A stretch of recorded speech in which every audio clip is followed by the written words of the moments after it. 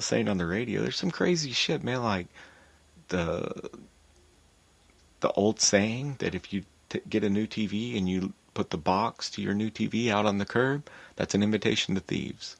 So they're still preaching that to us. That, I mean, it would make sense to me to just cut the box up and put it in a bag. It's breaking it down. You should recycle. You should put it in the dang paper. The thing outside the school where they recycle paper, don't they do that at the grocery store also?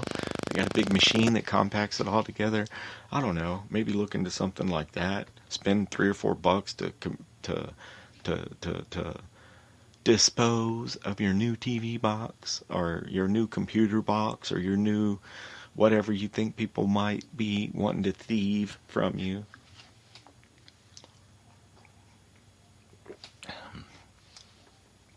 And thieves will call that slipping. Look, they're slipping. You leave your garage door open, that means you're slipping. That means that's an invitation for someone to come steal things from you in a thief's eyes. It's a fucked up way to think about things, guys. But honestly, that's the way that these people think. So, what do you have to do? As much as it means that you have to exert fucking energy out of your own brain, you got to think like a thief for one day. What's laying around my house that could encourage people to come onto my property and to try to take something? And sometimes I'll leave a chainsaw or motorcycle out within 40-yard range. Stay up in a tree stand out there in the woods and just see, what's what. Somebody gonna come fuck with it or not? No, I'm kidding. That's called baiting. You're not allowed to bait crackheads. In the state of Texas, crackhead baiting is illegal. So do not take heed to what I say. However, it would be fun one day. And I'm sitting here, I'm looking out into the woods, out of the studio, out into the woods, and I can see, I can't, not now, well, if I look closely, maybe I can, but there's some little squirrels out there playing around, doing their thing. And it got me to thinking that the trees that I'm trying to keep and that I really like are the native pecan trees, because I happen to like pecans. And sometimes, let me tell you something, I've made, like 2 years ago, there's a squirrel, as we speak right now, across the street, running up a pecan tree. A, I like pecans, and B, they can yield a pretty good profit if you just save all your pecans up and then take them, like here in Texas, I don't know where, if you're in Kentucky, New Jersey, or Dubai, you probably don't have pecan trees.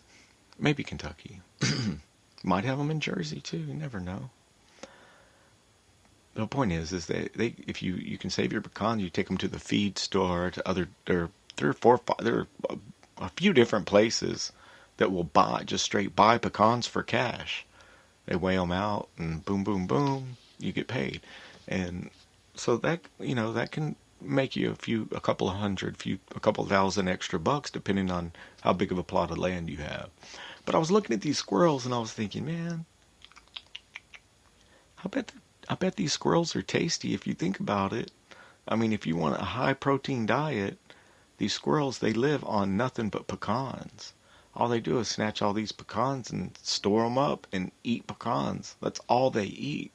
So I bet you, and I can say that I have tried fried squirrel once in my life, and I was only I think I was 6 years old. And it was for breakfast, and I didn't eat anything but cereal when I was 6 years old. So the squirrel, I tasted it. I mean, it wasn't bad, but I'll bet you that it would probably not be too bad. I don't know. It's not like I'm going to pluck one of these little guys out of the tree, because I watch their whole little family.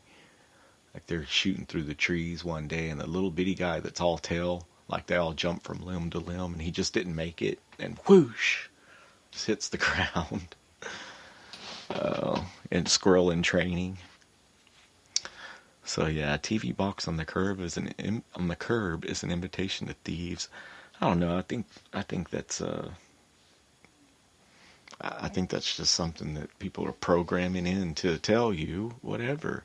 I don't think it's a bad idea to recycle your box. They just say to break down your box and recycle it, But that's just like saying if you've got you got a motorcycle sitting there, or a lawn tractor, or anything with the key sitting in it. They say that's an invitation to thieves. You leave your car doors open, or if you leave any of your electronics out in your car, like if you're Black Friday shopping right now and you've got your garage door opener should not be seen in your car. Any kind of a purse, any kind of a shopping bag should be in your trunk. I mean, you might be able to get away with putting some stuff in your floorboard and putting a blanket over it. But yeah, nowadays, unless they've got armed guards patrolling around your car and cameras and all that, you got to look out for that kind of stuff too. So the you're supposed to be out shopping right now, and all of the lowlifes out there want you to be shopping too, because they be doing their shopping either while you're away from your freaking house or while you're away from your car. And that ain't right. It ain't right, man. And one way to get to not be a part of it is not to be out there shopping on Black Friday. Just like I said, do you really need a pair of $7 yoga pants that you're never gonna fucking wear anyway? Or a gift that you're gonna give someone that they're gonna be like, oh great, soap on a rope, Stetson again, yay, let me put this in my thing of, oh, razors, old school razors are back. Wow, let me put that with my collection of razors and Stetson and soap on a rope. Oh, here we go. I got something for you guys. Flip, check this out. I'm out here. I've got the little 25-foot travel trailer, and I was like, man, there's a bunch of it's underneath the tree, so there's a bunch of leaves on top of it. So I'll go get the leaf blower and the electric one. I plug it in, get this extension cord and the ladder all out and everything. And warning to people that have long hair, I'm like, I'm not used to having long hair. And I get the leaf blower, I fire it up, and it starts going, and I hear something going, and then I feel my head tug a little bit. I'm like, damn it. Didn't even realize my hair's long enough to get into the damn leaf blower. So you got to look out for stuff like that. It was a little sketched out. That sketched me out a little bit. Sketched me out a little bit also when I was like, okay, day before yesterday, I'm like cutting a bunch of stuff down, chainsawing down a bunch of trees, like probably dozens of trees. I don't even want to count. 50 trees, maybe 60. I don't know at this point.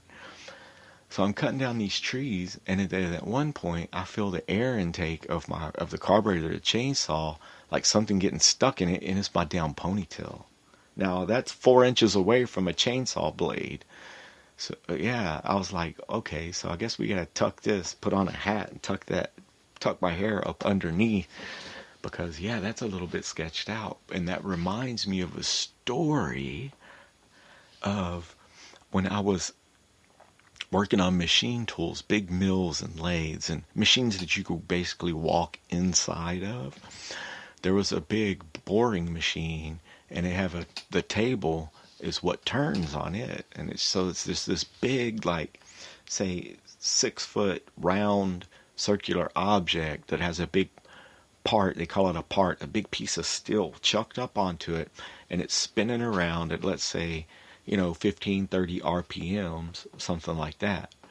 Well, there's a guy that was working around this machine, and he had a long hair. He had a long ponytail, and it got caught on the part, and it scalped him, and it didn't kill him, but it took part of his scalp and all of his hair, and ripped his shit all apart. So, yeah, that tends to make you think a little bit, man. It's hard. It's a bitch to take care of. I've almost cut my hair 3 or 4 times, man. But what do you do? I guess it's like they say, it's cheaper to keep her. It's cheaper to not have to maintain a haircut every 2 weeks. So I think it's about due for a trim, though. We'll see. We'll see if we can find a sponsor that has some sort of a beauty shop. It's about time for a mani-pedi. So warning, caution, leaf blower, chainsaw, long hair don't mix. And I was watching Bait Car. I was watching Bait Car one time, and the cops were looking for Well, they knew. Okay, somebody still on bait car. If you don't know the premise of the show, is where the cops put out this car in a high level of cars being stolen type place, and they call it a bait car, and they know that it's going to get stolen, so they put it with. They stage an argument. They put like a male and a female are fighting with each other, and the female storms off, and the male chases her off, and they leave the doors to the car open, the key sitting on top. And they disappear. They go off. Okay, so then another person pulls up, and they get into the car with them and just leave. Because let's say they're drunk, they're fighting. I'm just going to take both of y'all home right now. And so they leave. And then these thugs start circling the car, and eventually someone steals it. Well, the people in the car, they're had because the police have full control over the car. They lock the car. They can shut the engine down to where the car basically just stops, and it has whoever stole it in there, like rats in a cage. Despite all the rage, they're still just thugs in a cage. So they're still just thugs in a cage. Well, the cops see that they see who stole the car, and what they're what they're doing is they recognize the guy, but he happens to have a twin brother. So in order to tell, they stop the car, they roll the window down, and they tell the guy, they're like, okay, because his twin brother, one of them has to have tattoos on his forearm, right? So they tell the driver, and he's a twin, so to determine which is the one they're looking for the one with or without the tattoos on their forearm. So they pull the driver over, and they roll the window down, and the cop is sitting there, he's like, show me your forearms. And that dude's like, what? What do you mean, man? What are you talking about? He's like, show me your forearms. And he's like, dude, hey man, I only got 2 arms, dude. What you talking about 4 arms, man? I only got 2 arms. And he's like, no, show me your 4 arms. And he couldn't get it. This guy was so nervous and everything. He's like, I only got 2 arms. They right here, man. He's like, no, show me your 4 arms. And he fucking went through that until the cop literally had to like pull up his sleeves. And it was like, okay, that's the one, or that wasn't the one. But no, man, I only got 2 arms, dude. Oh, that was hilarious. Yeah, show me your 4 arms. Yeah, and just talking about that, today, 2 armed men argue over a parking space and one gets killed. Man, life is too short, dude. Life is too short. Did you really need that parking space that bad to kill someone over it? Like, that's messed up. That's just fucked up, dude. You gotta channel your energy to something positive.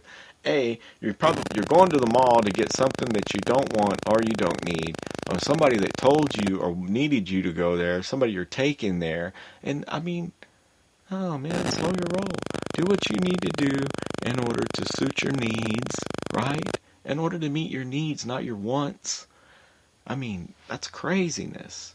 That's craziness, and what's craziness is, I mean, fast food. I used to like crave fast food, and now I look at it as just highly processed. What actual nutrition are you getting from it? And trying to find something to feed your body and your mind and your spirit all at the same time can be a little bit trying on a budget. So I haven't quite figured out the combination. However, I mean, I'm going to stick to whole milk right now. I mean, it's all I got. I got to put some kind of a protein into my body, something that can, help me to rebuild a little bit of muscle. That, and like right now, I think I've got some turkey from yesterday that my brother sent me, and I'll save that because I think that might be pretty good brain food. I don't know, smoked turkey. That can't be too bad for you, can it? It's got to be better than the Egg McMuffin. Pops came up, drops me off an Egg McMuffin the other day, and I'm happy and I'm blessed. And 6 months ago, right here at the same place that I'm in, I would have like chowed down on that sucker and not even thought twice about it. But I couldn't even eat it. I wrapped it up and wrapped it in a napkin and put it in my fridge, and I couldn't even look at it. I'm like, I don't know what this greasy mess is, but I cannot put it into my body. Period. I can't do it, man.